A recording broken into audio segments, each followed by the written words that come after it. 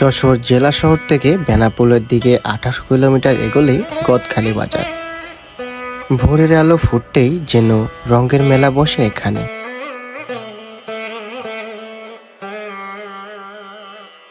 দক্ষিণ পশ্চিম জেলা যশোরের অত্যন্ত গ্রাম গদখালির দিগন্ত ফুলের ক্ষেত উদ্ভাসিত হয়ে ওঠে দিনের আলো ফুটে ওঠার সঙ্গে সঙ্গে, যেন প্রকৃতি প্রেমিকদের ডাক দিয়ে যায় অপার সৌন্দর্যের অনুভবে।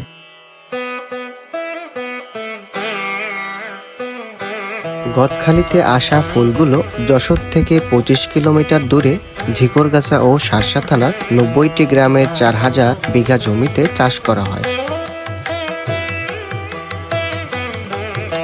ঝিকরগাছা ও শার্শা থানার গ্রামগুলোর রাস্তার দুই পাশে দিগন্ত বিস্তৃত জমিতে লাল, নীল, হলুদ, বেগুনি আর সাদা রঙের ফুলের সমাহার দেখে মনোমুগ্ধের মতো তাকিয়ে থাকতে হয়। যশোরের প্রায় 6000 ফুল চাষি 1500 হেক্টর জমিতে ফুল চাষের সাথে সম্পৃক্ত।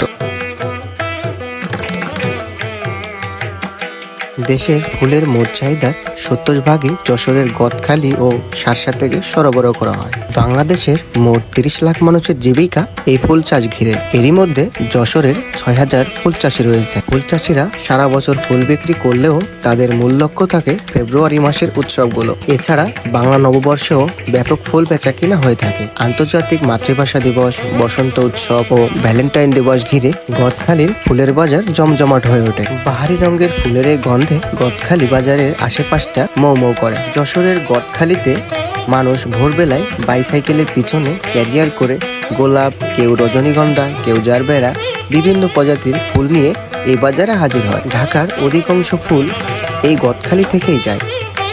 বাইরের জেলাগুলোতে যে গোলাপ 10 টাকা 5 টাকা বিক্রি করা হয়, সেটা এখানে 1 টাকা অথবা 2 টাকা এর ভিতরেই পাওয়া যায়।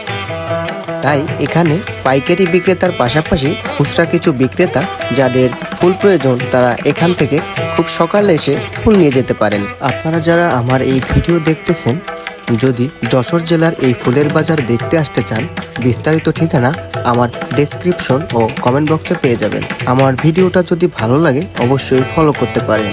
আর পরবর্তী ভিডিও দেখার আমন্ত্রণ জানিয়ে শেষ করছি আমাদের যশোর জেলার গদখালির ভিডিও। আল্লাহ হাফেজ।